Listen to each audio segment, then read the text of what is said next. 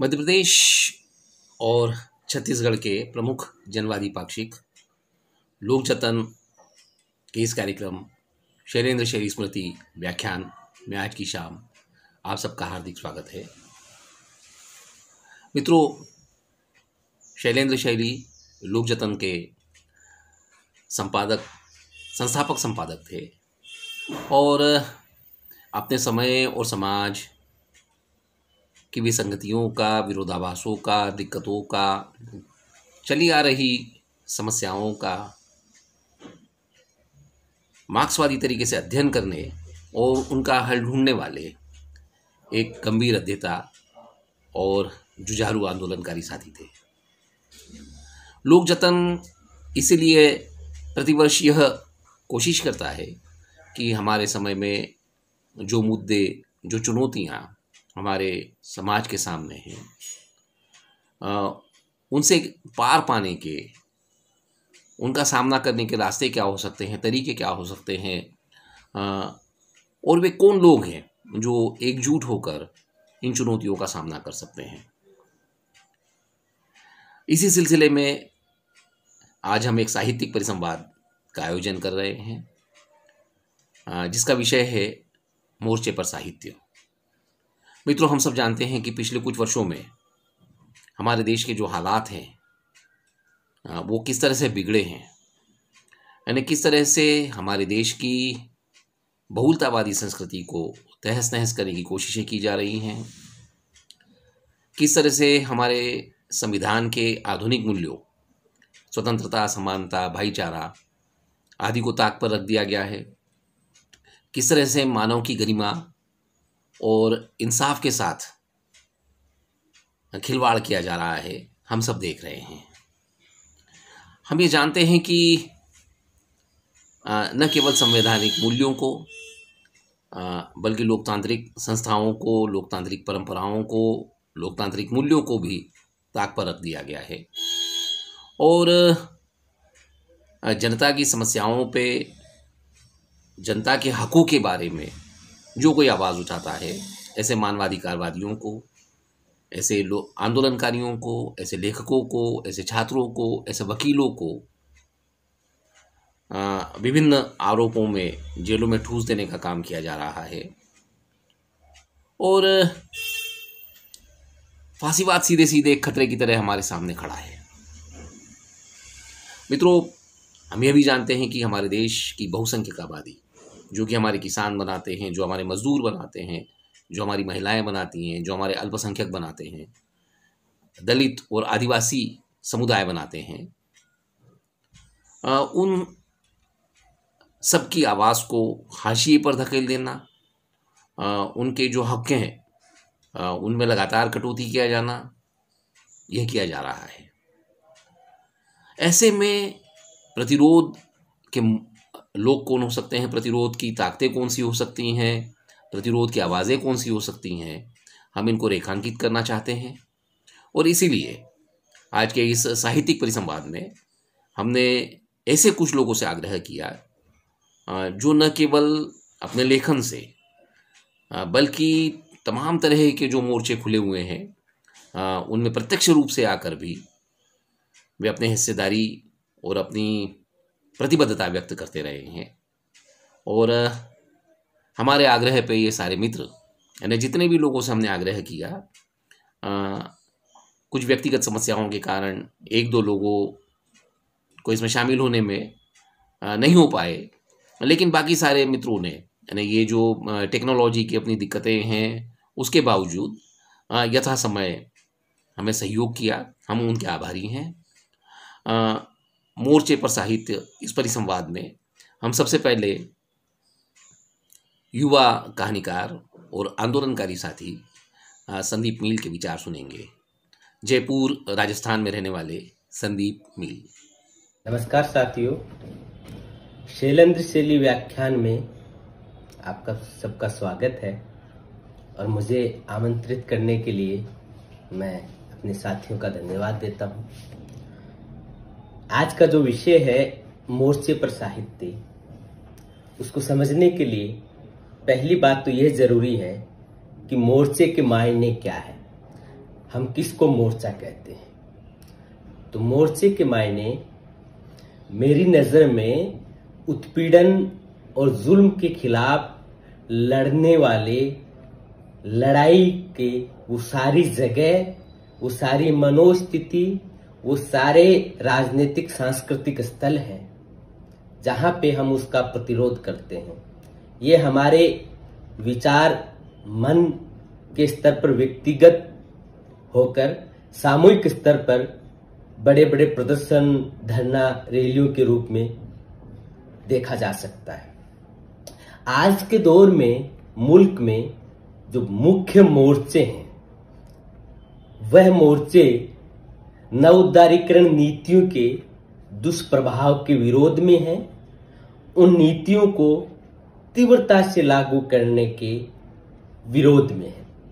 इस प्रतिरोध में पिछले दशक, लगभग एक दशक में जो शासन, जो यह राजसत्ता है, उसमें हिंदुत्व की राजनीति का बहुत गहराई से इसके साथ गठजोड़ हो गया है। इसलिए ये और ज्यादा जन विरोधी और आक्रामक हो गए हैं। तो मूलतः ये जो मोर्चे हैं ये जमीन बचाने के मोर्चे हैं, जिसमें आदिवासी, किसान, दलित सब प्रतिरोध कर रहे हैं, अपनी जमीन का संघर्ष कर रहे हैं। रोजगार के मोर्चे हैं, सांप्रदायिकता के खिलाफ, नफरत के खिलाफ मोहब्बत के मोर्चे हैं, और महिला उत्पीड़न के खिलाफ जेंडर की बराबरी के मोर्चे हैं। अब इस तरह के मोर्चे में जो एक प्रमुख मोर्चे के बारे में मैं बात करूंगा वो है किसान आंदोलन का मोर्चा। किसान मोर्चे पे साहित्य को देखने के लिए किसान आंदोलन में हम उसकी भूमिका को दो मोटे भागों में बांट सकते हैं। पहला है मोर्चे पे साहित्य। वह साहित्य लाइब्रेरी के रूप में देखा गया। Shahjahanpur border, Singhu border, Tikri border पे ये जो 3 कृषि कानूनों के विरोध में किसान आंदोलन जो चल रहा है पिछले 8 महीने से, उनमें दुनिया भर का प्रतिरोध का साहित्य पढ़ा गया। लोग उन्हें कविताएं पढ़ी, कहानी पढ़ी। वो जो आंदोलनकारी हैं उनके साथ साहित्य का एक रिश्ता बना लाइब्रेरियों के माध्यम से, जैसा कि ट्रॉली टाइम्स जैसे कई अखबार निकले, जैसा कि बहुत से न्यूज पोर्टल हुए, बहुत से यूट्यूब चैनल हुए। तो साहित्य मोर्चे पे अपनी एक सक्रिय भूमिका के रूप में आया। लेकिन ये जरूरी नहीं है कि इस साहित्य को मोर्चे पे जो संबंधता बनाने वाले हैं वो लेखक ही हों। इसमें बहुत से आंदोलनकारी रहे, संस्कृति कर्मी रहे, और बहुत से युवा रहे जो अभी लिख नहीं रहे हैं। एक भूमिका उन लोगों की थी। मोर्चे पे दूसरा साहित्य लेखकों के रूप में उपस्थित रहा। लेखक खुद उपस्थित रहे। ये लेखक भी अंशकालीन रहे और कुछ पूर्णकालीन रहे। तो जो अंशकालीन लेखक रहे, जो मोर्चे पे गए, अपनी एकजुटता जताई, अपनी कविताएं वहां पढ़ी, वहां देखा, लोगों के साथ चंद रोज रहे, उनके यहाँ उनकी रचनाओं में, उन्होंने बहुत सी बाद में रचनाएं आई, उन रचनाओं में उनके चित्र दिखते हैं, लेकिन वो चित्र उतने सघन नहीं हैं। उन चित्रों में किसान आंदोलन के मुद्दे हैं और एक प्रतिरोध का स्वर है। ये इतना प्रभाव जरूर है।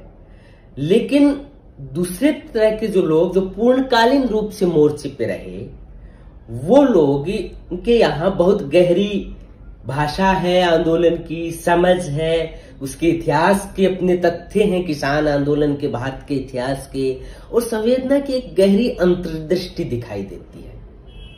लेकिन ये दोनों ही तरह के लोग, ये दोनों ही तरह के लेखक मुद्दे से जुड़े हुए हैं, लेकिन एक ऐसे मध्यम वर्ग से आए हैं जो मुद्दे के साथ अभी जी नहीं रहे हैं। यानी कि वो लोग हैं जो जिनके परिवार के लोग किसान रहे थे या हैं, लेकिन ये जो लेखक हैं ये अभी किसानी पर निर्भर नहीं है। ये कोई पत्रकार हो सकता है, कोई शिक्षक हो सकता है, या कोई अन्य रोजगार कर रहा है। तो इसलिए इनका एक जुड़ाव है, वो मोर्चे का जुड़ाव है। उससे पहले उनके लेखन में हमें थोड़ा सा ये एहसास होता है कि ये इतिहास बोध का अभाव सा है।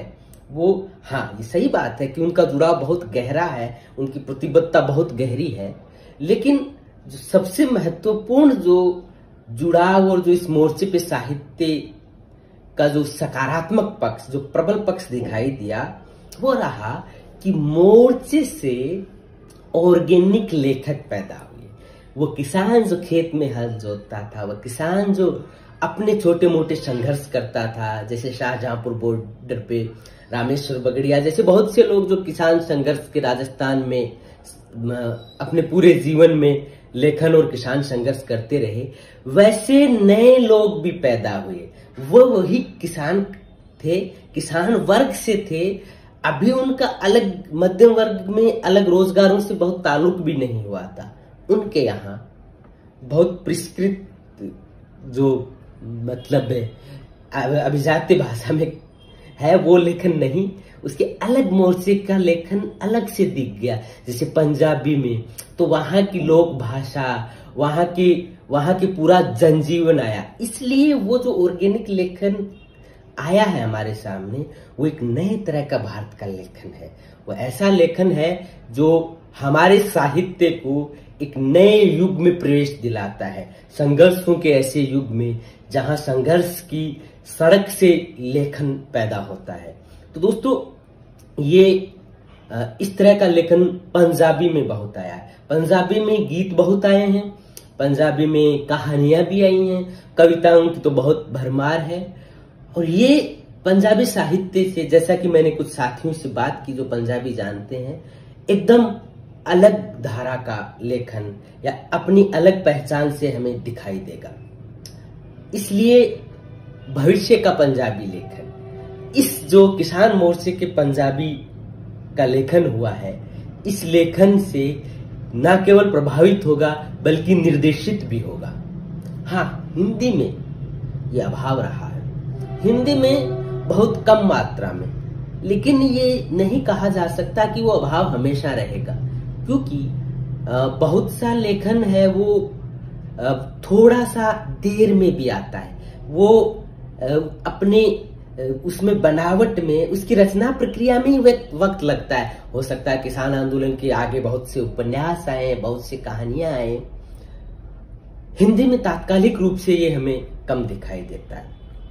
तो ये मोर्चे का साहित्य है, उस पे मोर्चे ने साहित्य को समृद्ध किया है, संघर्ष ने साहित्य को दिशा दी है, साहित्य ने संघर्ष के साथ सहयोगी की भूमिका निभाई है।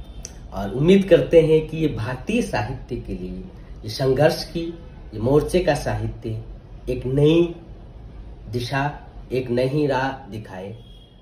बहुत बहुत धन्यवाद साथियों।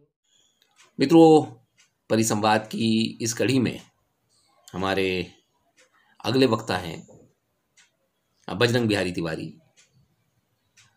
हमारे समय में जो पूरा भारतीय दलित साहित्य जो है उसके गंभीर अध्येता, और साथ ही मध्ययुग का जो भक्ति काव्य था उस पर भी उनकी विशेषज्ञता है। ऐसे साथी बजरंग बिहारी तिवारी। नमस्कार। साहित्य हमेशा मोर्चे पर ही रहा है, इसीलिए वो साहित्य है। जब पुराने साहित्यकारों ने कहा कि ये नियति के नियमों को नहीं मानता, साहित्य होने का मतलब ही है कि जो थोपे गए नियम हैं, जो अनिवार्य बना दिए गए नियम हैं, उनको न माना जाए, तो साहित्य ने वो भूमिका अख्तियार की, स्वीकार की। लेकिन जैसा गालिब ने कहा कि गालिब वजीफा खार हो दो शाह को दुआ, तो जब दरबारी बना साहित्यकार, जब दरबारी बना, कोट बना कवि, तो उसने फिर राजा की खुशामद शुरू की। लेकिन जनता ने उसे चारण कहा, कवि नहीं कहा। कवि वही हुआ जिसने जनता का पक्ष लिया, जनता के दुखों को अपनी कविता का विषय बनाया। इसीलिए मुक्तिबोध ने कहा कि जो भक्ति काल के कवि हैं, जो संत कवि हैं, उनको जनता ने अपना कंठहार बना लिया, क्योंकि उन्होंने जनता के दुखों को देखा और उसे अपनी कविता का विषय बनाया। सिर्फ विषय नहीं बनाया, बल्कि उन दुखों की समाप्ति कैसे हो, ये एक कहें कि एक भूमिका ली। आजादी की लड़ाई में तो आप जानते हैं कि स्वराज की प्राप्ति के लिए, स्वाधीनता को हासिल करने के लिए साहित्यकारों ने बढ़ चढ़ करके हिस्सा लिया, एक अग्रणी भूमिका निभाई। कितने तो साहित्यकार जेल में भेजे गए, कितने के ऊपर लाठियां बरसाई गईं। प्रेमचंद का साहित्य पढ़ लीजिए, माखनलाल चतुर्वेदी का साहित्य पढ़ लीजिए, भारतेंदु तक का साहित्य पढ़ लीजिए। अंग्रेज राज सुख साथ सजे सब भारी, पैदल विदेश चली जाती है ख्वारी। तो जब आया प्रगतिवाद आया 1918 और 20 के आसपास, तो उसने तो न्याय के सवाल को बना दिया प्राथमिक, और जो मोर्चे पर साहित्य था उसकी भूमिका और भी धारदार हो गई। और ये लंबा सिलसिला चला, क्योंकि उसके पास वैज्ञानिक समझ थी, इतिहास की बेहतर और तर्क संगत व्याख्या थी। तो मोर्चे पर लड़ना किससे है, ये लड़ना किससे है, ये विचारधारा ने स्पष्ट कर दिया। अब आगे की बात अब बढ़ाते हैं तो देखते हैं कि तमाम अस्मिताएं उभरी।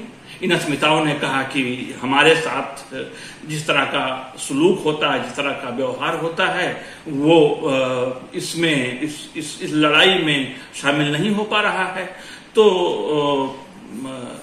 क्या हुआ कि साहित्य ने अपनी भूमिका को और पैना कर लिया, और जो स्त्रीवादी रचनाकार हैं, जो दलित रचनाकार हैं, या जो आदिवासी अस्मिता के रचनाकार हैं, या तमाम दूसरी अस्मिताएं भी आई, उन्होंने अपने अपने मुद्दों को लेकर के, अपने अपने प्रश्नों को लेकर के, अपनी अपनी चिंताओं को लेकर के इस जनता के पक्ष से मोर्चे पर आ गए और अपना कहे कि अपनी लामबंदी, अपना संघर्ष शुरू किया। साहित्य बिल्कुल नए तरीके का हो गया, साहित्य बिल्कुल उसका तेवर जो है वो बड़ा तीखा हुआ, उसमें आक्रोश की मात्रा बढ़ गई।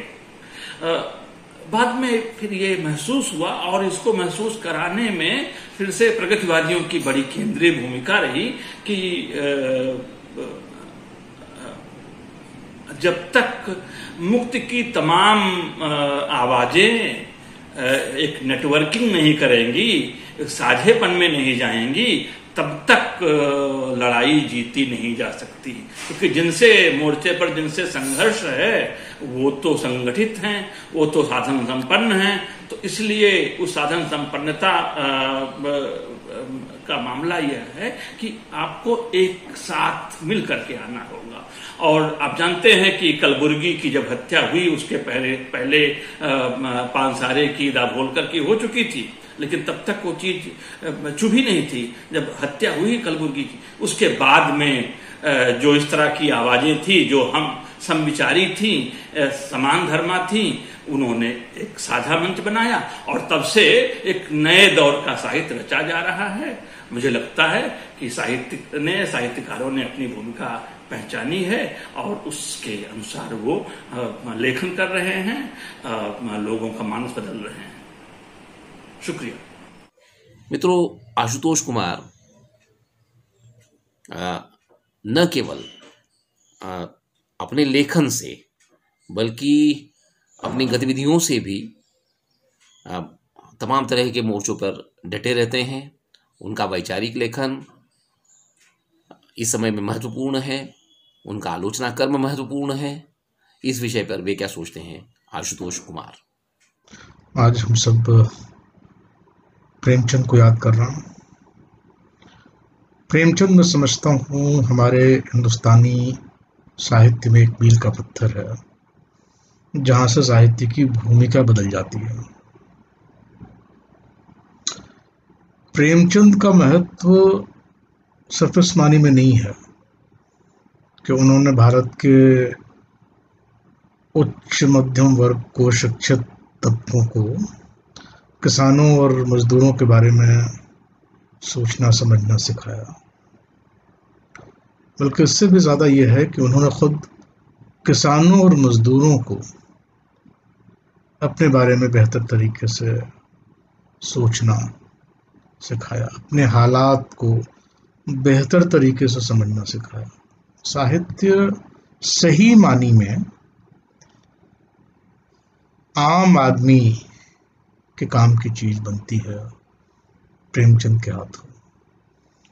और प्रेमचंद के इस कथन को भी बार बार याद किया जाता है कि साहित्य राजनीति के पीछे चलने वाली चीज नहीं है, बल्कि राजनीति को रास्ता दिखाने वाली मशाल है। लेकिन आज हम जिस समय में हैं, जिस दौर में हैं, उस समय मैं समझता हूं कि साहित्य की भूमिका इससे भी ज्यादा अलग है, इससे भी ज्यादा बदली हुई है। हमारा जो समय है वो सत्ताओं के द्वारा दमन की अभूतपूर्व शक्तियां हासिल कर लेने का समय है। आज तकनीक ने, सिंपल सूचना तकनीक ने, जिसका इस्तेमाल मीडिया से लेकर, सोशल मीडिया से लेकर पेगासस जैसे सॉफ्टवेयर तक होता है, सरकारों के पास आपके दिमाग को पढ़ने, आपकी जिंदगी की हर हरकत को जानने और उसे प्रभावित करने की ताकत मौजूद है। आपके दिमाग में विचार कब डाल दिए जाएंगे, किस तरह के, या आप नहीं जान पाएंगे। हालांकि सत्ताएं हमेशा लोगों के विचारों को नियंत्रित करने की कोशिश करती रही हैं, लेकिन आज उनके पास वो तकनीक है जो पहले कभी नहीं थी। और आज जो हम सत्ताओं का दमनकारी रूप देख रहे हैं, जो दुनिया भर में लोकतंत्र को पीछे हटते हुए देख रहे हैं, जो हम देख रहे हैं कैसे हमारे देश में ही जो शासन चल रहा है वो संविधान के अनुसार न चल के अफस्पा और यूएपीए जैसे दमनकारी कानूनों के अनुसार चल रहा है। और इन कानूनों को कभी आतंकवाद के नाम पे, राष्ट्रीय सुरक्षा के नाम पे, कभी धार्मिक सद्भाव के नाम पे, कभी और इस तरह के भावनात्मक मुद्दों के नाम पे जस्टिफाई किया जाता, बस जनता का समर्थन पा लिया जाता, लोगों को डरा कर खुद उनके खिलाफ जो दमनकारी कानून बनाए जाते हैं उसका समर्थन हासिल कर लिया जाता। इसलिए आप देखते हैं कि आज की तारीख में फेसबुक पे ये लिख देने भर के लिए आपको गिरफ्तार किया जा सकता है कि गोमूत्र से कोरोना की बीमारी का इलाज नहीं हो सकता। सब जो लिखते हैं उनके खिलाफ कार्रवाई नहीं होती, लेकिन सरकार जिसके खिलाफ कार्रवाई करना चाहे कर सकती है। तो जब इतना दमन हो, जब बोलना इतना असंभव हो, जब बात करना इतना खतरनाक हो जाए और तब बात करने की जरूरत हो, उस समय साहित्य जीने का एकमात्र विकल्प बनकर सामने आता।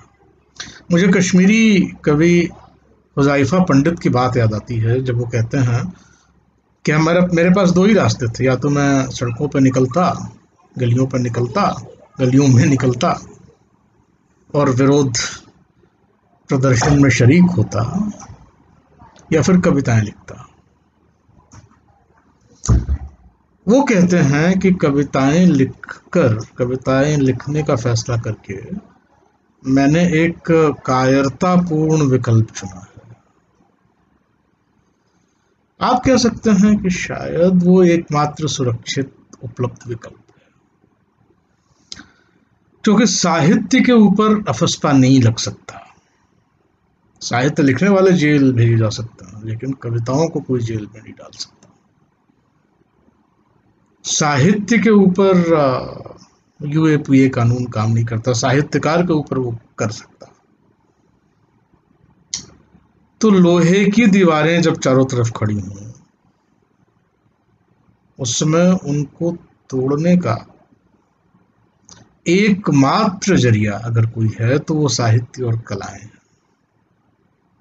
इसलिए हैरत की बात नहीं है कि सत्ताएं आज साहित्य को भी अनुकूलित करने की कोशिश कर रहे हैं, साहित्य को भी नियंत्रित करने की कोशिश कर रहे हैं, साहित्य भी वो अपने ढंग का उत्पादित करने में बहुत रुचि ले रही हैं। लेकिन फिर भी प्रतिरोध का साहित्य का सा रास्ता है, मुखालफत का साहित्य का सा रास्ता है जो जिसको कभी बंद नहीं किया जा सकता। और यही वजह है कि जब सारे देश में एक मुर्दा शांति छाई हुई थी, उस समय एक कविता लिखी गुजरात की एक कवित्री पारुल खक्खर ने, एक साथ सब मुर्दे बोले सब कुछ चंगा चंगा, राजा साहेब तुमरे राम राज में शौ वाहिनी गंगा। और ये कविता पूरी दुनिया में वायरल हो गई। तो ये है कविता की, साहित्य की ताकत, जो एक और मोर्चा नहीं, शायद हमारे समय में एक मात्र मोर्चा है। तो हमें इस मोर्चे पे डटे रहना है और उसको मजबूत करने के तरीके खोजने हैं। आप सबका शुक्रिया। साथियों, प्रियदर्शन एक कवि हैं, कहानीकार हैं, उन्होंने उपन्यास लिखे हैं, वे आलोचना भी लिखते हैं, साथ ही वे एक महत्वपूर्ण पत्रकार भी हैं। तमाम तरह के मुद्दों पर वे लगातार लिखते हैं और बेखौफ लिखते हैं। मोर्चे पर साहित्य के बारे में प्रियदर्शन। देखिए, 21वीं सदी के इस बहुत तेज भागते समय में जब आप साहित्य के मोर्चों की बात करते हैं तो पहले मुझे ख्याल आता है कि मोर्चे कितने हैं, हम कितनी तरह की चुनौतियों से घिरे हैं। कुछ चुनौतियां बेहद प्रत्यक्ष हैं। सत्ता के दबाव की चुनौती जो बहुत स्पष्ट है, जिसके तहत आज के हिंदुस्तान में लेखकों, पत्रकारों, बुद्धिजीवियों को जैसे लगातार चुप करने की कोशिश, डराने धमकाने की कोशिश की जा रही है, उनको जेलों तक में डाला जा रहा है, वो गोली खा रहे हैं, लाठी खा रहे हैं। तो ये चुनौती बड़ी प्रत्यक्ष है।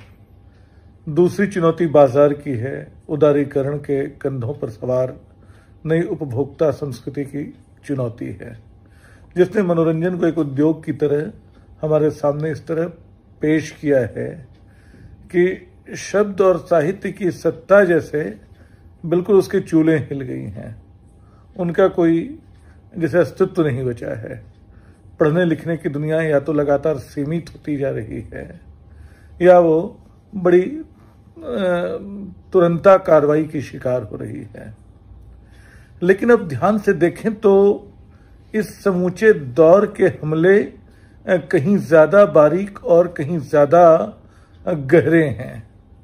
जैसे पूरा दौर हमारी स्मृति पे हमला कर रहा है। बरसों पहले जब एल्विन टॉफलर ने करीब 40 साल पहले वो किताब, बल्कि और ज्यादा समय हुआ, 50-60 साल पहले जब फ्यूचर शॉक जैसी किताब लिखी थी, तो उसमें बताया था कि कैसे हमारा अनुभव जो है वो बनने के पहले भाप बनकर उड़ जा रहा है। हमारे पास अनायासता का, अचंभे का कोई तत्व नहीं बचा है। सब कुछ पूर्व निर्धारित है, पूर्व नियोजित है, जिसमें हम एक जाने समझे अनुभव को दोहरा भर रहे हैं। आज ये पकड़ कहीं और ज्यादा गहरी हो गई है। हमारे स्मृति पे हमला है, हमारे अनुभव कोश पे हमला है, हमारे भीतर अचरज का तत्व खत्म हो रहा है। इसका असर हमारी भाषा, हमारे रिश्तों, हमारे संबंधों, हमारी पूरी दुनिया पे पड़ा है। अब मेरे सामने सवाल आता है कि साहित्य इस मोर्चे पे क्या कर सकता है। जो पहला और बहुत प्रत्याशित उत्तर है कि हम कविताएं लिख सकते हैं, कहानियां लिख सकते हैं, हम उपन्यास लिख सकते हैं, लेकिन आज की कविता, आज की कहानी, आज के उपन्यास का कच्चा माल कहाँ से आएगा? क्या हम पुरानी दी हुई वैचारिक सरणियों के सहारे, जो शीत युद्ध के दौर की राजनीतिक बाड़ेबंदी थी, उस समय विकसित की गई शब्दावली के सहारे चल सकते हैं?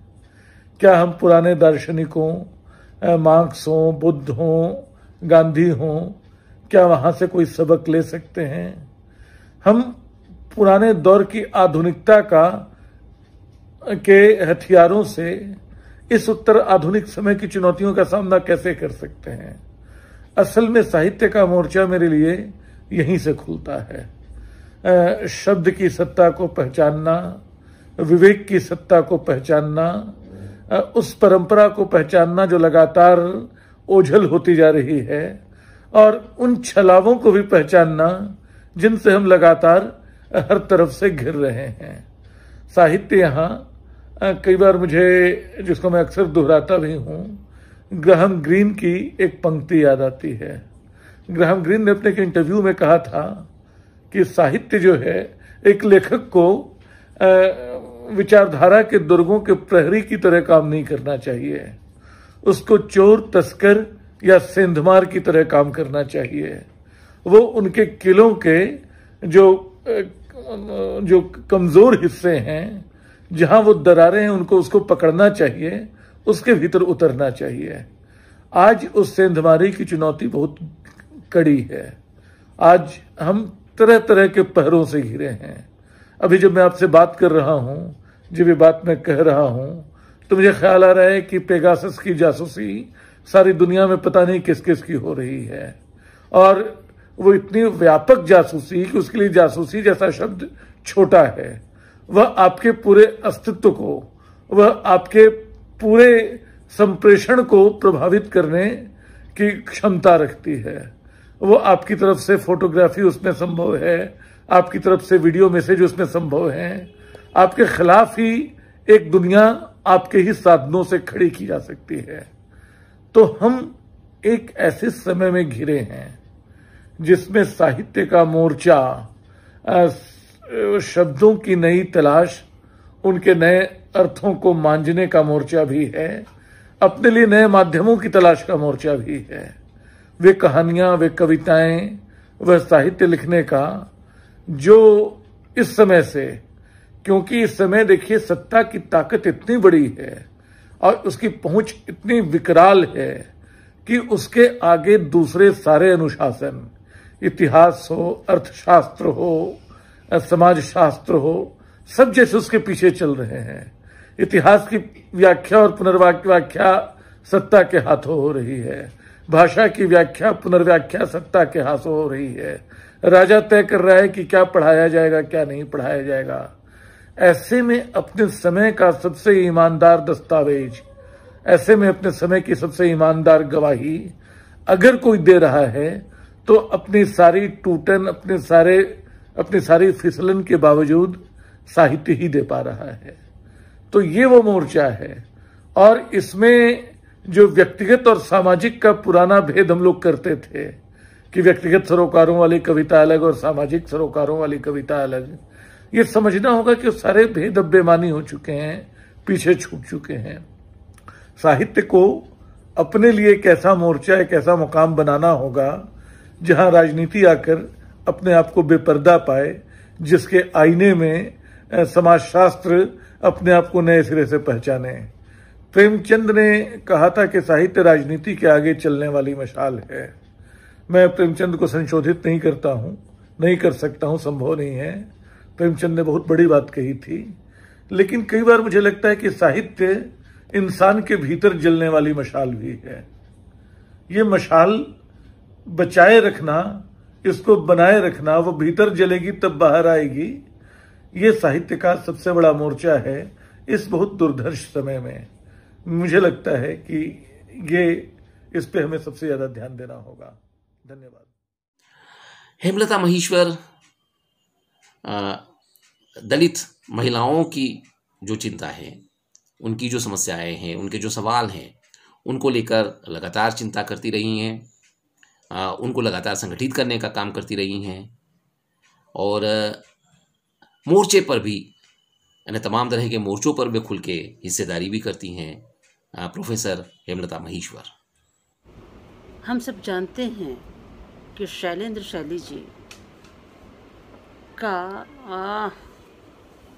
सैद्धांतिक ही नहीं बल्कि एक एक्टिविस्ट के तौर पर भी किस तरह से समाज के परिवर्तन के लिए, सकारात्मक परिवर्तन के लिए किस तरह से उन्होंने काम किया और किस तरह के समाज की अपेक्षा वो रखते थे, आशा रखते थे, किस तरह के समाज के निर्माण की संकल्पना उनमें थी। और यही वजह है कि शब्द भी उन्होंने जो अपनी पत्रिका का रखा, प्रतिबद्ध पत्रिका का रखा, वो लोक जतन है।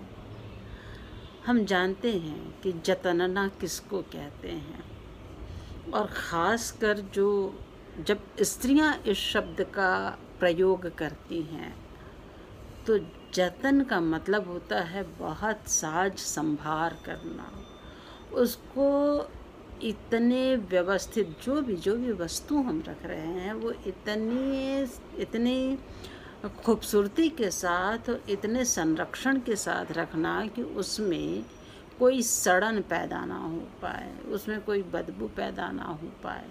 तो अक्सर स्त्रियां अपने इन सामानों की सुरक्षा के लिए कहती हैं जतन के रखो, जतन के रखो, व्यवस्थित तरीके से रखना। इसी तरह से लोक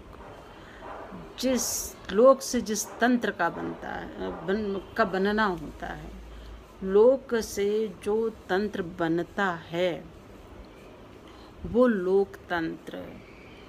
उस लोकतंत्र क्या है? एक व्यवस्था है। तो उस व्यवस्था को बनाने वाला व्यक्ति ही अजतना हुआ होगा, अव्यवस्थित होगा। किस तरह से लोक को रखा जाना है यही नहीं पता होगा तो चाहे हम कितना ही प्रयास कर लें, लोकतंत्र व्यवस्थित नहीं हो सकता।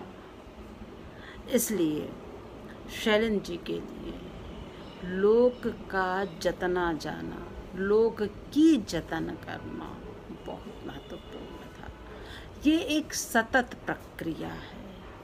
लोक का जतन करना एक सतत प्रक्रिया है और इस प्रक्रिया के तहत हम ये देखते हैं कि समाज का हर एक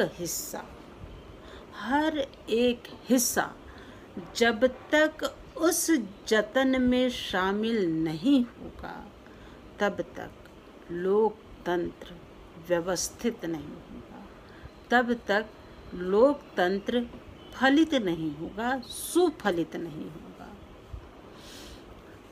इसलिए लोक जतन के द्वारा बहुत महत्वपूर्ण कार्य इस वक्त किया जा रहा है। यह कार्य मोर्चे पर साहित्य है। अब मोर्चा तो कोई एक होता नहीं।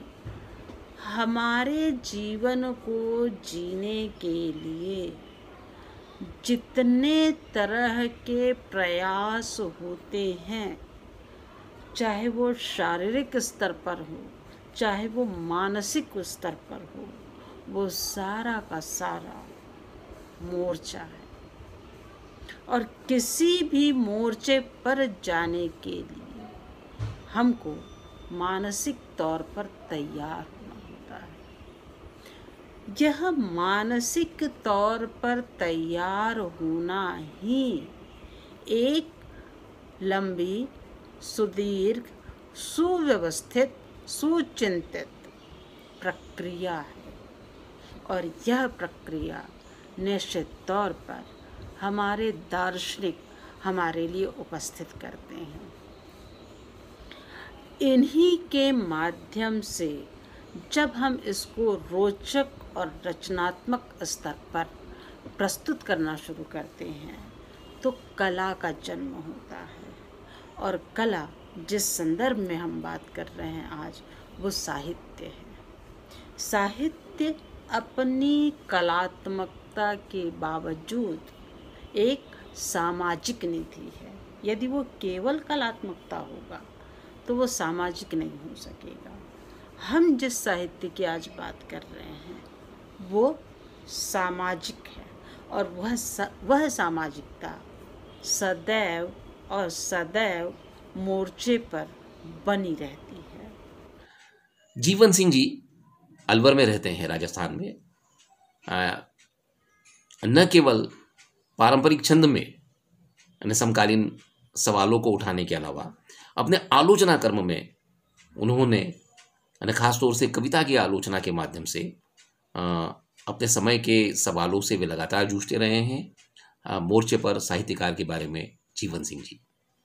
आज इस श्रृंखला में साहित्य पर संवाद है, जिसका विषय रखा गया है मोर्चे पर साहित्य। वैसे ही और बहुत मुश्किलें हो गई हैं मित्रों।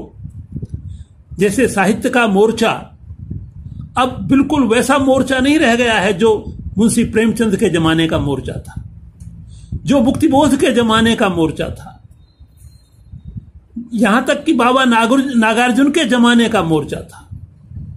अब वैसा मोर्चा नहीं रह गया है। उस समय चीजें फिर भी साफ साफ थी। क्योंकि ये जो बीच का मध्य वर्ग है ये इतना ताकतवर नहीं था, इतना समृद्ध नहीं था, इतना संपन्न और सुखी नहीं था कि वह निरंतर उच्च वर्ग की तरफ झुकता चला जाए और उच्च वर्ग का सहयोगी बनकर उसकी हर झूठ, हर छल, हर धोखे का सहयोग करे। आज आप देखिए जो हमारे सामने जो सत्ता है, जो किसी चीज की परवाह ही नहीं करती है। क्या कारण है? किसान आंदोलन पिछले 8 महीने से चल रहा है, लेकिन उसकी परवाह कोई नहीं करता है। ऐसा पहले संभव नहीं था। पुरानी सरकारें झुक जाती थी, चीजों को बदल लेती थी। अब कुछ भी हो जाए, लेकिन यह सरकार उस तरह से झुकती नहीं है। क्यों इसके पीछे वो मध्य वर्ग की जो ताकत मिल गई है, उच्च वर्ग की तो है ही। मीडिया के मार्फत और टेक्नोलॉजी के मार्फत, तकनीक के मार्फत और मीडिया के मार्फत जिस तरह से वो गुमराह कर देती है चीजों को, वो पहले संभव नहीं था। इस सब में मध्य वर्ग उसके काम आ रहा है और मध्य वर्ग का बहुत सा साहित्य भी उसके काम आ रहा है।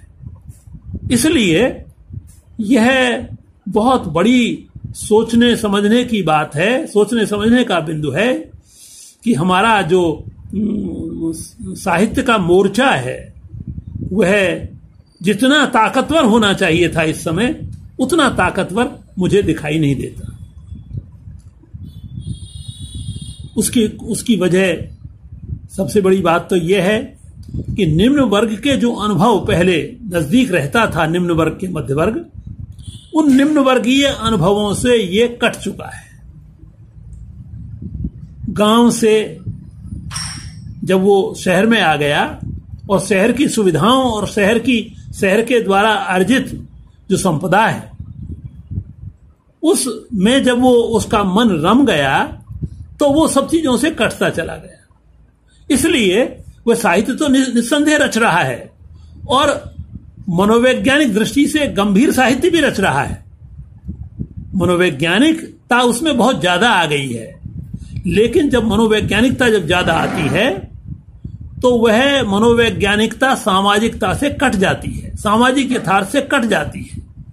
इस तरह की मनोवैज्ञानिकता तो आप देखते हैं प्रेमचंद के बाद एक पूरी धारा, एक जमाने में आई थी जो खासतौर से फ्रायड के सिद्धांत पर आधारित थी, जो हमारे भीतरी मनोजगत के मोर्चे को संभालती थी। लेकिन भीतरी मनोजगत के मोर्चे को भी वह मुक्तिबोध की तरह नहीं संभालती थी। मुक्तिबोध भी मनोजगत के भीतरी मोर्चे को संभालते हैं, अवचेतन को संभालते हैं, लेकिन उनका जो अवचेतन है वह चेतन से जुड़ा हुआ है, वो चेतन से अलग नहीं है, वो बाहर के सामाजिक यथार्थ से अलग नहीं है। इसलिए वह हमारे वर्ग विवेक को समृद्ध करने में, हमारी वर्ग चेतना को उन्नत करने में, व्यापक बनाने में, व्यापकता प्रदान करने में और गहराई देने में आज भी हमारा सहयोगी है।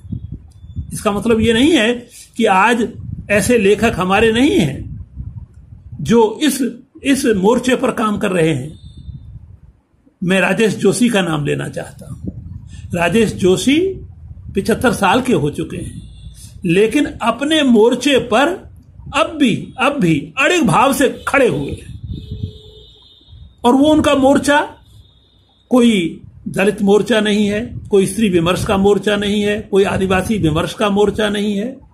उनका वही मोर्चा है जो पहले से चला आ रहा है और जिसके सामने नए नए सवाल, नए नए प्रश्न जो खड़े हुए हैं, उन प्रश्नों से जूझने की कोशिश करता है। और वर्ग की जो धारणा है, उस वर्ग की धारणा को उन्होंने अभी छोड़ा नहीं है। उनके लिए अभी इतिहास का अंत नहीं हुआ है, उनके लिए अभी विचारधारा का अंत नहीं हुआ है, उनके लिए अभी कविता का अंत नहीं हुआ है। उनके लिए उस तरह का उत्तर आधुनिकता युग नहीं आया है जो सब चीजों को खंड खंड में तोड़ देता है। देखिए, साम्राज्यवादी जो निजाम जो फैलाव इस समय है, वो किसी को दिखाई भी नहीं देता, और वो है। लोग समझते ही नहीं कि हमारे ऊपर साम्राज्यवादी पूंजी का राज शिकंजा कितना कस चुका है, और ये सब साम्राज्यवादी पूंजी के लिए ही हो रहा है। अगर कृषि के 3 कानून बनाए गए हैं तो बहकाया जा रहा है कि साहब इसमें किसान को बहुत फायदा है, जबकि ये साम्राज्यवादी पूंजी की तरफदारी में बनाए गए हैं। उसके हित को सिद्ध साधने के लिए बनाए गए हैं। ये बहुत लोग नहीं समझ पा रहे हैं। इसलिए बहुत से लोग ये मानते हैं कि किसान आंदोलन इस समय जो चल रहा है वो कोई कुलक किसानों का आंदोलन है। कुछ लोग तो यही मानते हैं, जबकि देखिए, सबसे ज्यादा अगर पीड़ित है इस समय, सबसे ज्यादा दुखी है इस देश में, तो वो किसान और किसान के साथ जुड़े हुए असंगठित मजदूर। यही 2 वर्ग हैं, यही 2 समुदाय हैं जो इस समय सबसे ज्यादा पीड़ित हैं। और यही बुनियादी समुदाय हैं। किसी देश का निर्माण करने वाले, किसी देश की संस्कृति को बनाने वाले, किसी देश के लोकतंत्र को मजबूत करने वाले यही वर्ग हैं।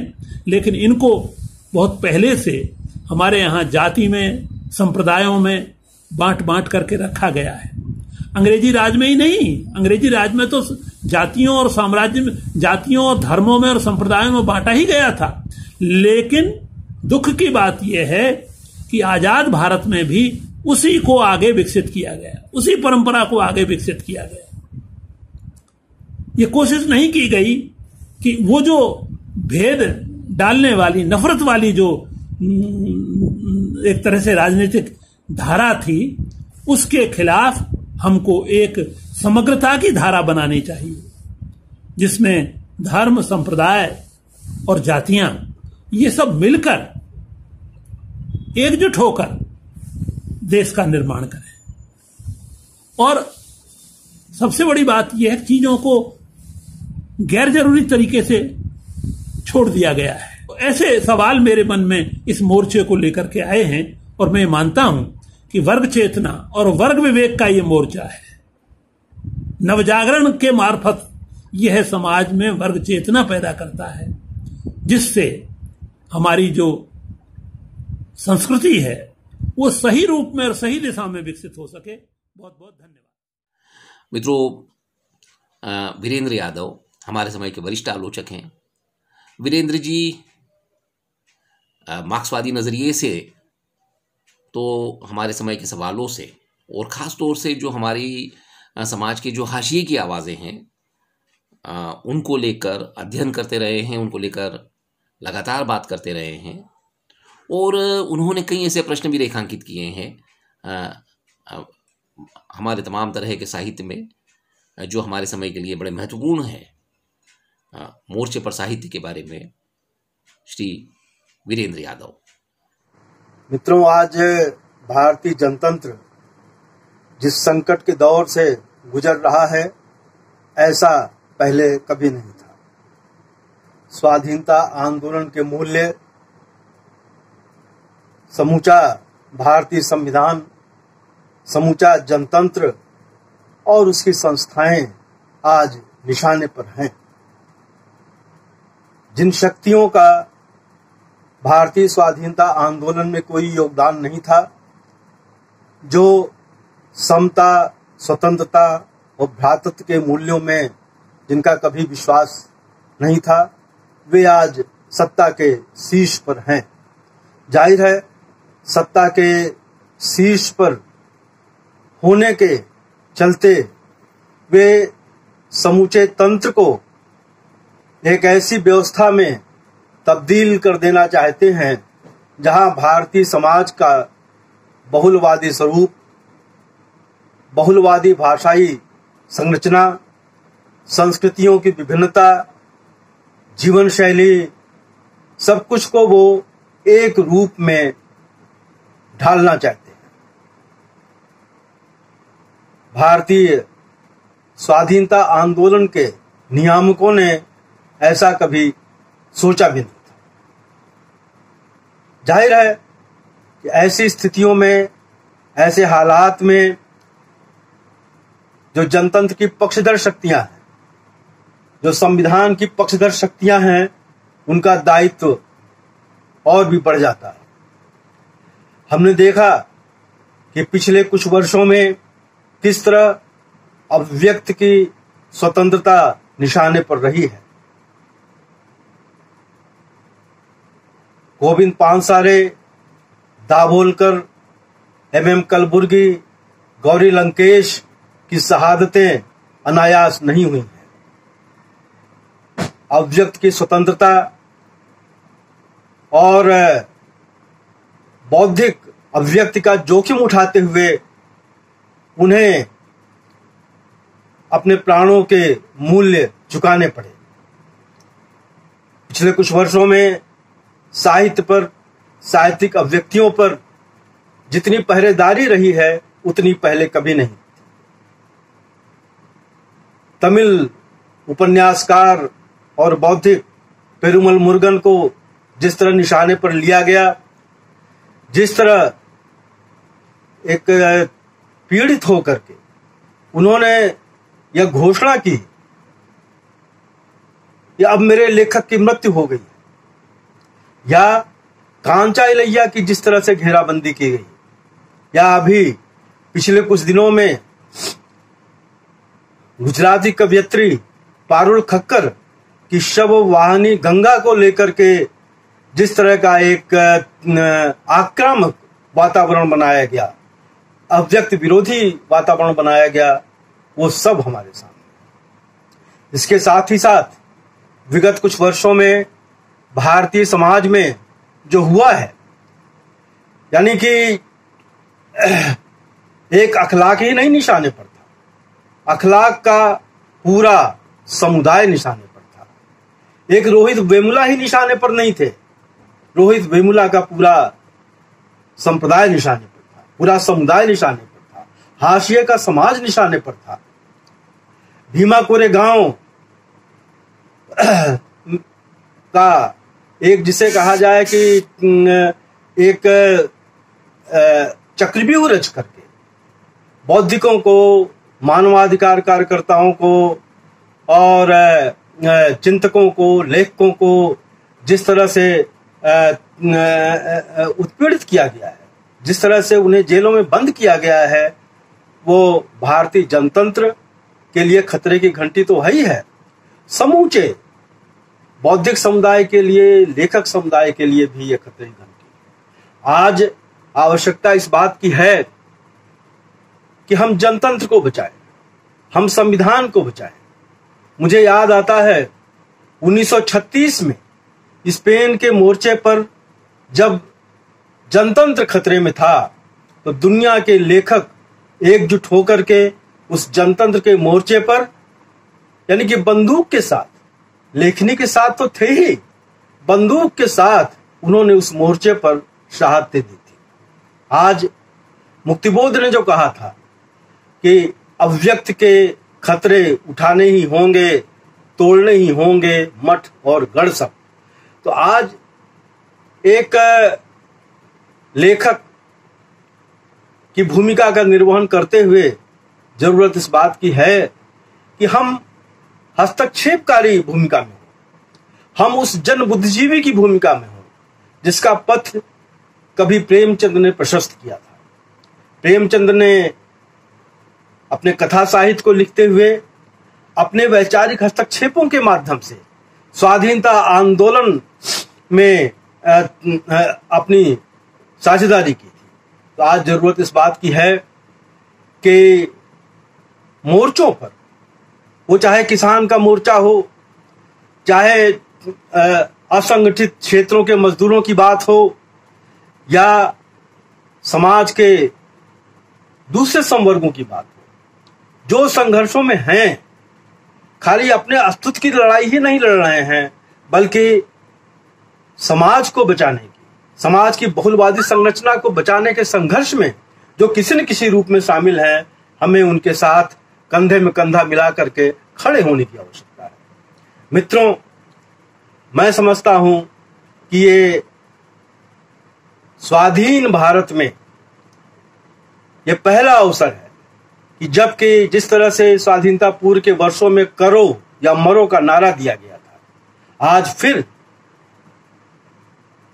वही स्थिति है कि हमें जनतंत्र, संविधान, बहुलवादी संस्कृति को बचाना है। अगर ये नहीं बचेगा तो हम भी नहीं बचेंगे। आज एक लेखक की भूमिका के साथ साथ, जन बुद्धिजीवी की भूमिका के साथ साथ हमें एक नागरिक कर्तव्य का निर्वहन करना है। ये सारी चीजें एक में हैं, चाहे नागरिकता कानून हो, चाहे कश्मीर की स्थिति हो, या बाबरी मस्जिद ध्वंस के स्थान पर जो एक भव्य मंदिर निर्माण की योजना, ये सारी चीजें भारतीय समाज को एकल स्वरूप देने की हैं, उसके बहुलवादी ढांचे को समाप्त करने की हैं, और अपने मंसूबों में वो बहुत कुछ बढ़ते जा रहे हैं। हम लेखकों ने अवार्ड वापसी जैसे अभियान में शामिल होकर के अपनी सक्रिय उपस्थिति का परिचय दिया। आज जरूरत इस बात की है कि उससे आगे बढ़ करके हम अपनी एकजुटता का परिचय दें और एक लेखकी समाज का, एक साहित्यिक समाज का विस्तार करते हुए भारत का जो व्यापक नागरिक समाज है, वो चाहे गांव में हो, चाहे शहर में हो, या जहां कहीं भी हो, उस सब के साथ हमें अपनी साझेदारी अभिव्यक्त करनी है। मैं समझता हूं कि लोक जतन का यह आयोजन एक अभियान के रूप में आने वाले दिनों में परिवर्तित होगा। प्रतिवर्ष आप इस आयोजन को करते हैं, अब इस आयोजन को और गुणात्मक, हस्तक्षेपकारी स्वरूप देने की आवश्यकता है। मैं इस मुहिम में पूरी तरह आपके साथ हूं। मेरी शुभकामनाएं। साथियों, मोर्चे पर साहित्य इस परिसंवाद को आपने सुना। हम उम्मीद करते हैं कि इन लेखकों की आवाज़ के माध्यम से, इनके विचारों के माध्यम से दूर दूर जहाँ पर भी हमारे साथी बैठे हैं और जहाँ तक ये हमारा परिसंवाद पहुँच पा रहा है, मित्र उद्वेलित होंगे और एकजुट होकर इन परिस्थितियों का सामना करेंगे, प्रतिरोध को मजबूत करेंगे। इन्हीं शुभकामनाओं के साथ हमारे सारे वक्ताओं का आभार, उन मित्रों का आभार जो दूर दूर से हमें सुन रहे हैं। पुनः एक बार आभार।